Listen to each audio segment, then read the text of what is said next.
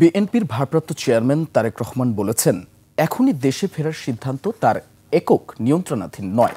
বাংলাদেশের 3 বারের প্রধানমন্ত্রী ও তার মা বেগম খালেদা জিয়া হাসপাতালে সংকটাপন্ন জানিয়ে তিনি বলেন, এমন সংকটকালে মায়ের স্নেহ স্পর্শ পাবার তীব্র আকাঙ্ক্ষা যে কোনো সন্তানের মতো তারও রয়েছে।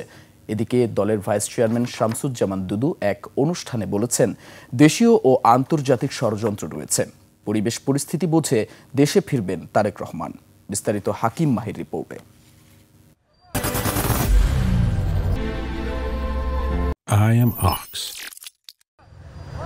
রাজধানীর এভারকেয়ার হাসপাতালে সংকটাপন্ন অবস্থায় ভর্তি রয়েছেন সাবেক প্রধানমন্ত্রী বেগম খালেদা জিয়া। চিকিৎসক এবং দলের পক্ষ থেকে বলা হয়েছে, খালেদা জিয়ার শারীরিক অবস্থা সংকটাপন্ন।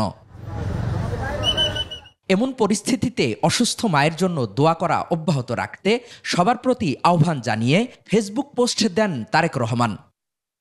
ফেসবুক পোস্টে তারেক রহমান জানান, এমন সংকটকালে মায়ের স্নেহ স্পর্শ পাবার তীব্র আকাঙ্ক্ষা যে কোনো সন্তানের মতো তারও রয়েছে, কিন্তু অন্য আর সকলের মতো এটা বাস্তবায়নের ক্ষেত্রে তার একক সিদ্ধান্ত গ্রহণের সুযোগ অবারিত ও একক নিয়ন্ত্রণাধীন নয়।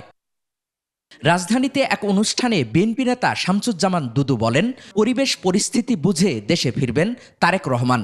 অনেকে বলে কেন আসছে না, আমি বলি যে তারপরে এটা ছেড়ে দেওয়া ভালো। এই কারণে জাতীয় আন্তর্জাতিক নানান ষড়যন্ত্র জিনিসটাও আমাদের মাথায় রাখতে হবে। সেটি পরিপূর্ণভাবে যখন বুঝবো যে এখন সব ঠিক আছে, তখন নিশ্চয়ই তিনি আসবেন। হাকিম মাহি, 21 টেলিভিশন, ঢাকা।